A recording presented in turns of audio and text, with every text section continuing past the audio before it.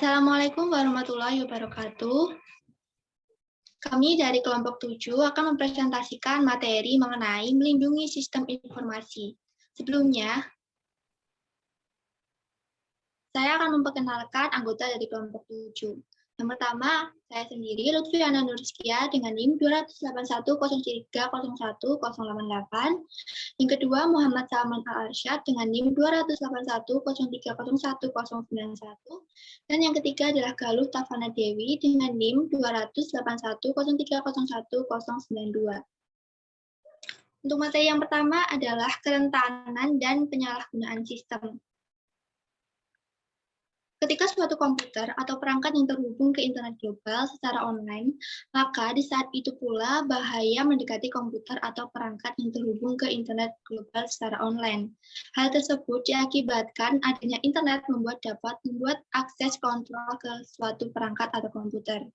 Sebagai pengguna perangkat dan komputer juga perlu untuk menerapkan pencegahan terhadap peluang terjadinya akses ilegal ketika terhubung ke internet, yaitu dengan cara yang pertama, dengan memastikan keamanan, security, perangkat, dan komputer yang digunakan dan dioperasikan yang mana dapat berupa kebijakan, prosedur, dan pengukuran teknis untuk mencegah adanya akses ilegal ketika terhubung ke internet. Untuk yang kedua, dengan menerapkan pengendalian atau kontrol terhadap perangkat dan komputer yang digunakan, yang mana dapat berupa metode kebijakan dan prosedur, operasional yang memastikan keamanan aset, akurasi dan reliabilitas pencatatan, serta kepatuhan operasional pada standar manajemen. Mengapa sistem ini sangat rentan? Yang pertama adalah kerentanan internet. Jaringan internet global memiliki banyak kerentanan daripada menggunakan jaringan internet yang hanya dapat diakses secara terbatas, karena hak aksesnya lebih banyak menggunakan jaringan internet global daripada menggunakan jaringan internet internal. Layanan telepon internet dan IP address merupakan salah satu jalur masuk peretas dalam memanfaatkan celah dan mencuri, mengakses, dan menyebarkan data, file, dan informasi yang bersifat rahasia. Tantangan keamanan nirkabel yang kedua, jaringan nirkabel merupakan suatu jaringan yang berbentuk gelombang radio yang berfungsi mengoneksikan perangkat atau device internet global secara online tanpa menggunakan kabel. Keamanan untuk jaringan nirkabel seperti LAN atau Wi-Fi sangatlah rendah. Wi-Fi yang menggunakan standar sangatlah mudah diretas oleh orang lain dan mampu untuk mengendalikan semua perangkat yang terhubung dengan satu jaringan LAN. Next. Perangkat lunak berbahaya, virus, worm, trojan, horse, dan spyware. Perangkat lunak berbahaya merupakan suatu perangkat lunak yang dibuat dengan tujuan untuk merusak, membahayakan, mencuri, dan mengendalikan suatu perangkat atau device. Adanya perangkat lunak yang berbahaya ini tidak dapat dihindari dan pastinya dialami oleh semua perangkat. Yang pertama adalah virus komputer atau komputer virus. Pada awalnya, virus komputer ini menginfeksi komputer yang terhubung dengan internet dan mengunduh file mencurigakan yang sudah terinfeksi virus. Infeksi virus komputer mempengaruhi kinerja komputer, yaitu membuat komputer lebih lambat, memformat memori secara tiba-tiba, sehingga merusak perangkat lunak lainnya. Yang kedua adalah worm. Worm merupakan suatu perangkat lunak yang memiliki sifat hampir sama dengan virus komputer, yang menginfeksi suatu komputer yang terhubung dengan jaringan internet. Perbedaannya, virus memerlukan suatu media berupa file untuk dapat tersebar, sedangkan worm tidak memerlukan media untuk tersebar. Terus yang ketiga adalah Trojan horse. Trojan horse merupakan suatu perangkat lunak yang terlihat tidak berbahaya karena tidak mempengaruhi apa-apa. Trojan horse menginfeksi suatu aplikasi pada suatu perangkat tetapi tidak mempengaruhi perangkat atau aplikasi tertentu dan hanya memberikan jalan dan pintu masuk bagi virus atau worm untuk menginfeksi perangkat tersebut. Yang keempat adalah SQL injection attack. SQL injection attack merupakan suatu malware yang terbesar yang menyerang situs web yang memiliki kode keamanan lemah dengan memanfaatkan celah dari web dan memasukkan kode program bahaya di dalam celah web.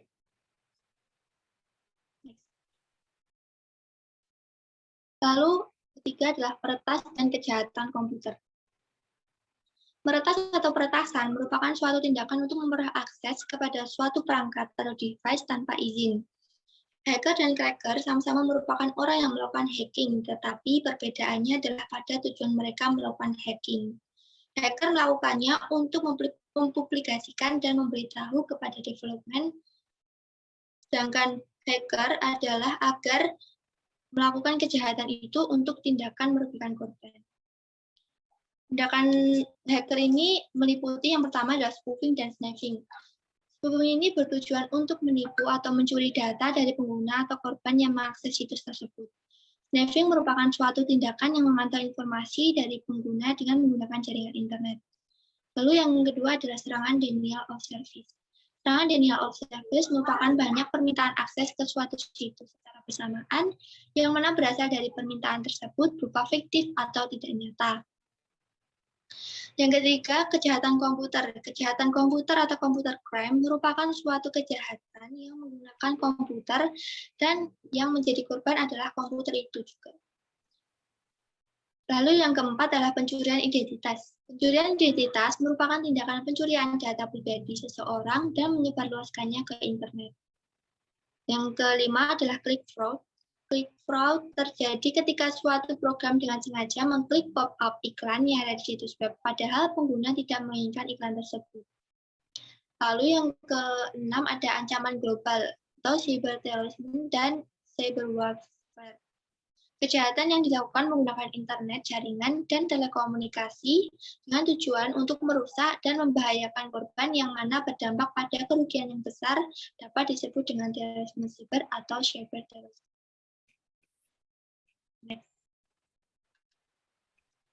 Lalu yang keempat ada ancaman internal para karyawan.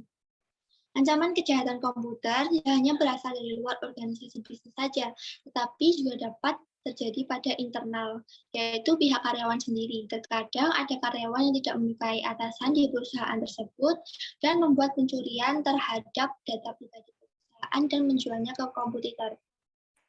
Selain itu, terkadang pula karyawan yang memiliki akses ke database perusahaan lupa terhadap sandi maupun password akses tersebut. Tentunya hal tersebut sangatlah berbahaya bagi perusahaan karena ditakutkan bahwa kode akses database tersebut dicuri oleh pihak lain. Next. Lalu ada kerentanan perangkat lunak. Perangkat lunak yang dapat berupa sistem operasi, situs web, aplikasi, dan lain sebagainya tentunya memiliki kelemahan tersendiri.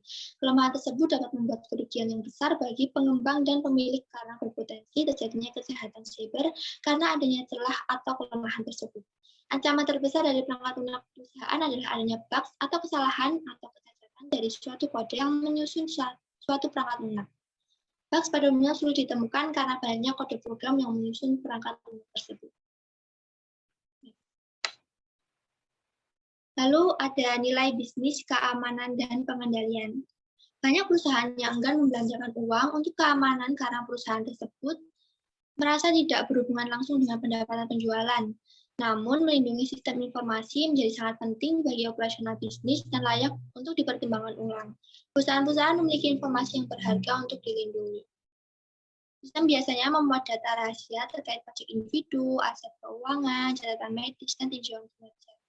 Sistem juga dapat berisi informasi mengenai operasional perusahaan, termasuk rahasia dengan rancangan pengembangan produk dan strategi pemasaran.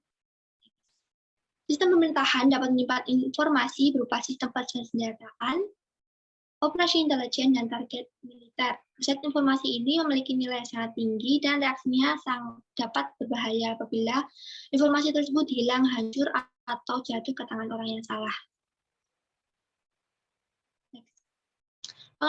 Pengendalian dan keamanan yang tidak memadai dapat berakibat pada tanggung jawab hukum yang serius. Perusahaan tidak hanya harus melindungi aset informasi mereka sendiri, tetapi juga aset informasi pelanggan, karyawan, dan partner bisnis mereka. Untuk selanjutnya akan disampaikan oleh rekan saya, dipersilahkan. Baik, yang pertama yaitu persyaratan hukum dan peraturan untuk manajemen arsip elektronik. Berdasarkan peraturan terbaru pemerintah Amerika Serikat, memaksa agar perusahaan memperhatikan keamanan dan pengendalian yang lebih serius dengan mewajibkan untuk melindungi data dari penyalahgunaan, pemaparan, dan akses tidak sah. Perusahaan menghadapi kewajiban hukum baru untuk penjagaan dan penyimpanan catatan elektronik sebagaimana perlindungan terhadap hal-hal privasi. Contohnya Contohnya dalam industri pelayanan kesehatan. Perusahaan harus patuh pada Undang-Undang Portabilitas dan Akuntabilitas Asuransi Kesehatan atau Health Insurance Portability and Accountability Act atau disingkat HIPAA pada tahun 1996. HIPAA menekankan peraturan dan prosedur keamanan medis dan privasi untuk memudahkan administrasi tagihan pelayanan kesehatan dan transfer otomatis data penyediaan, pembayaran, dan rancangan pelayanan kesehatan. HIPAA juga mewajibkan anggota industri layanan kesehatan untuk menjaga informasi pasien selama 6 tahun dan memastikan kerahasiaan catatan tersebut. Yang kedua yaitu barang bukti elektronik dan komputer forensik. Manajemen keamanan, pengendalian, dan rekaman elektronik menjadi penting untuk menanggap tindakan hukum. Banyak bukti saat ini untuk kecurangan persediaan, penggelapan, pencurian rahasia dagang, perusahaan, kejahatan komputer, dan sejumlah kasus perdata yang berbentuk digital. Kasus hukum hari ini semakin bergantung pada bukti berbentuk data digital yang disimpan dalam perangkat penyimpanan portable seperti compact disk atau CD dan perangkat hard disk komputer, sebagaimana surel, pesan instan, dan transaksi perdagangan elektronik melalui internet. Yang berikutnya yaitu komputer forensik mencakup berbagai permasalahan seperti di bawah. Komputer forensik atau forensik komputer merupakan pengumpulan, pengujian, autentifikasi, penjagaan, dan analisis ilmiah terhadap data yang ada di media penyimpanan komputer, yang mana data tersebut dapat digunakan sebagai barang bukti di pengadilan.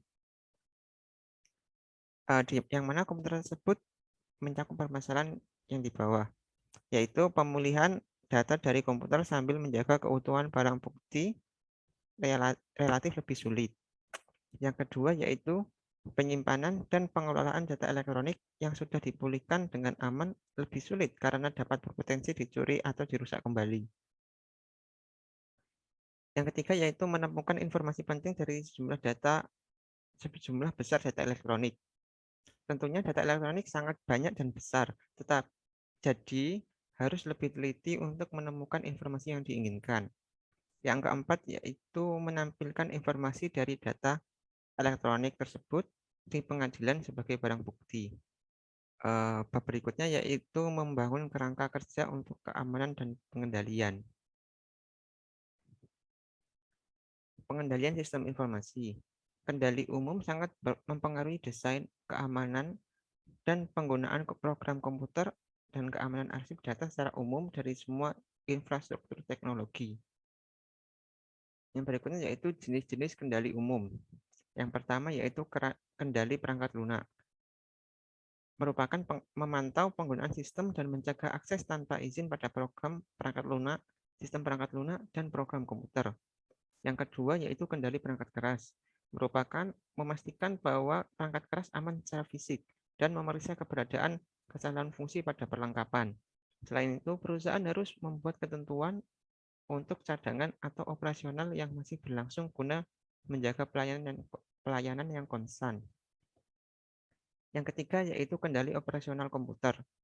Merupakan mengawasi komputer departemen untuk memastikan bahwa prosedur yang terprogram dapat secara konsisten dan tepat diaplikasikan pada penyimpanan dan pemrosesan data.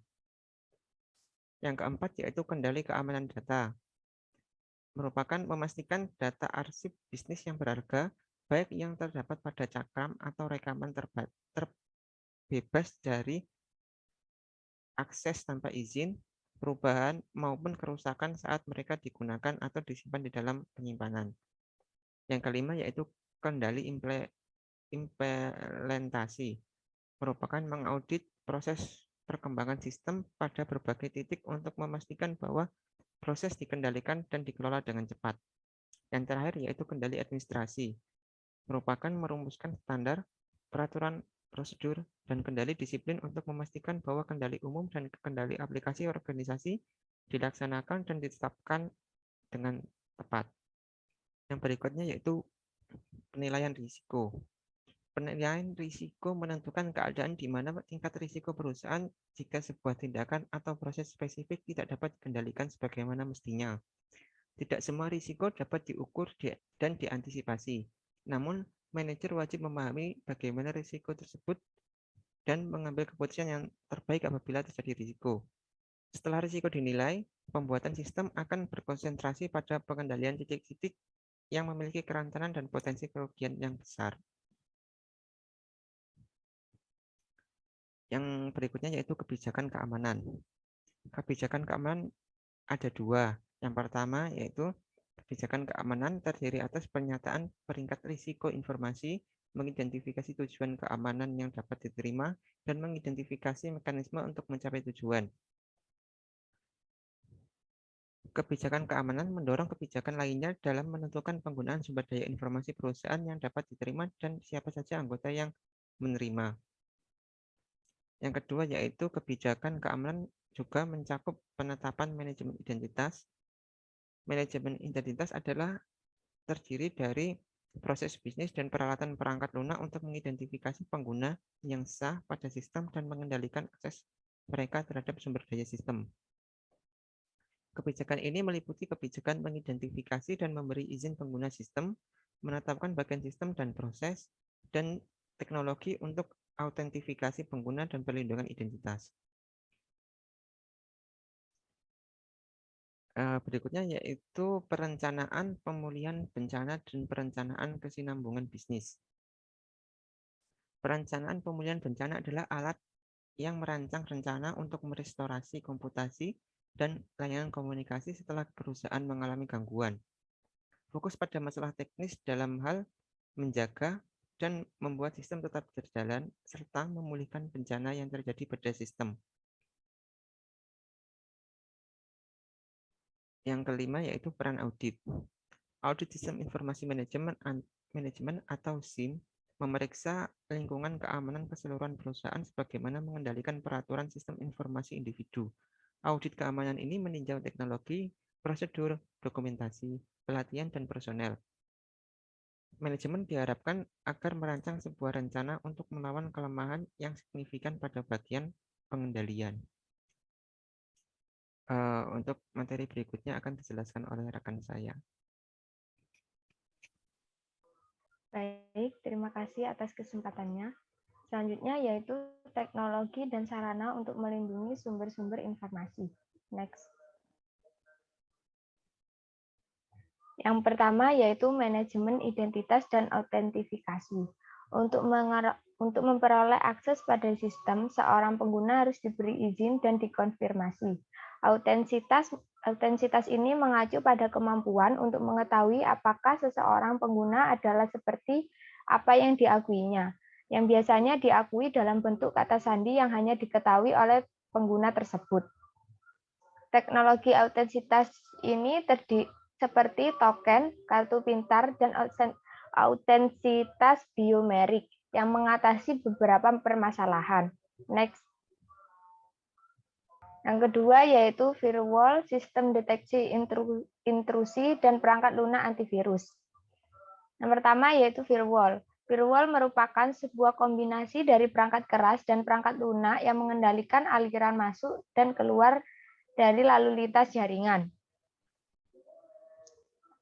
Yang kedua yaitu sistem deteksi gangguan. Sistem deteksi gangguan ini mengutamakan alat pemonitor penuh waktu yang ditempatkan pada titik-titik paling rentan atau hotspot dalam jaringan perusahaan untuk mendeteksi dan menghalangi penyusup secara terus-menerus. Yang ketiga yaitu perangkat lunak antivirus dan anti-spyware. Perangkat lunak antivirus ini mencegah, mendeteksi, dan memindahkan malware terhadap virus komputer, worms komputer, trojan horse, dan spyware dan adware, namun kebanyakan perangkat lunak antivirus ini hanya efektif terhadap malware yang telah diketahui sebelumnya. Yang terakhir yaitu sistem ancaman terpadu. Sistem manajemen ancaman terpadu penyedia, pengelola, dan peningkatan keamanan dalam sarana keamanan ke dalam satu perangkat tunggal, termasuk firewall, jaringan privat virtual, sistem deteksi gangguan. Next. Yang ketiga yaitu melindungi jaringan nirkabel. Standar keamanan pertama yang dikembangkan untuk Wi-Fi yang disebut wired equivalent privacy tidak begitu efektif dikarenakan kunci enskripsinya yang relatif mudah untuk dipecahkan. Namun, web memberikan beberapa kebebasan pada keamanan perusahaan yang dapat meningkatkan keamanan Wi-Fi dengan menggunakan secara bersamaan dengan teknologi jaringan privat virtual atau VPN. Next. Yang keempat yaitu enskripsi dan kunci infrastruktur publik. Enskripsi dan kunci infrastruktur publik ini merupakan proses transformasi teks dan data biasa menjadi teks tersendiri yang tidak dapat dibaca oleh siapapun kecuali pengirim dan penerima yang dituju data enskripsi dengan menggunakan kode numerik rahasia yang disebut kuncian skripsi yang mengubah data biasa menjadi teks tersandi. Pesan yang dikirimkan harus diskripsi oleh penerima. Dua metode yang melakukan asiatis lalu lintas jaringan pada web adalah SSL dan SHTTP. Kemungkinan komputer klien dan server untuk mengelola kegiatan enskripsi dan deskripsi saat berkomunikasi satu sama lain. STTP adalah protokol lain yang digunakan untuk enskripsi data melalui internet. Next. Yang kelima yaitu menjaga ketersediaan sistem. Pemrosesan transaksi online, transaksi yang dimaksudkan secara online agar segera diproses oleh komputer perubahan yang sangat beragam pada database, pelaporan, dan permintaan akan informasi terjadi sangat cepat.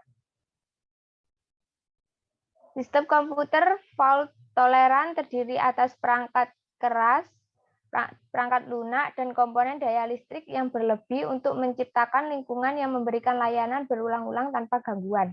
Next. Yang keenam yaitu isu keamanan terhadap cloud computing dan platform digital mobile. Cloud computing sangat terdistribusi. Aplikasi cloud computing berada pada pusat data dan server yang sangat jauh yang menyediakan layanan bisnis dan manajemen data untuk banyak klien. Ketika menggunakan cloud computing ini tidak akan mengetahui secara pasti di mana data yang sedang dikerjakan. Sifat computing yang terpencar membuat sulit untuk melacak aktivitas yang tidak sah. Penyedia cloud computing ini menggunakan enskripsi seperti socket layer untuk mengamankan data yang dikelola saat data transmisikan. Ketika data disimpan dengan perangkat yang juga menyimpan data lain, menjadi penting untuk memastikan tempat penyimpanan data tersebut dienkripsi. Yang kedua yaitu mengamankan platform mobile. Perangkat-perangkat mobile dilakukan banyak fungsi komputer. Mereka harus aman seperti layaknya PC atau laptop. Perangkat mobile yang mengakses sistem dan data komputer membutuhkan perlindungan khusus perusahaan. Sebaiknya memastikan bahwa kebijakan keamanan perusahaan termasuk perangkat mobile yang detail sehingga mudah dalam mengatasi. Ketika terjadi bencana, perusahaan sebaiknya mengembangkan pedoman penetapan pasar mobile yang disetujui dengan aplikasi perangkat lunak sebagaimana perangkat lunak yang dibutuhkan peserta prosedur. Next. Yang ketujuh yaitu menjaga kualitas perangkat lunak. Dengan menggunakan matriks perangkat lunak dan pengujian perangkat lunak yang ketat, kita bisa meningkatkan keamanan dan pengendalian dari perangkat lunak itu sendiri. Perangkat lunak merupakan penilaian objektif dari sistem dalam bentuk pengukuran yang terkuantifikasi. Penggunaan matriks yang sedang berjalan memungkinkan Departemen Sistem Informasi dan pengguna akhir untuk bersama-sama mengukur kinerja sistem dan mengidentifikasi permasalahan yang terjadi. Pengujian lebih awal dilakukan secara reguler dan ketat, berkontribusi secara signifikan pada kualitas sistem. Pengujian yang baik dimulai bahwa sebelum program perangkat lunak ditulis dengan menggunakan waktu, sebuah tinjauan, spesifikasi, dan desain didokumen oleh sejumlah kecil kelompok yang secara hati-hati dipilih berdasarkan keterampilan yang diperlukan. Next. Selanjutnya saya kembalikan kepada moderator. Baik, sekian presentasi dari kelompok kami. Terima kasih atas perhatiannya. Jika ada kesalahan dalam penyampaian, kami mohon maaf. Wassalamualaikum warahmatullahi wabarakatuh.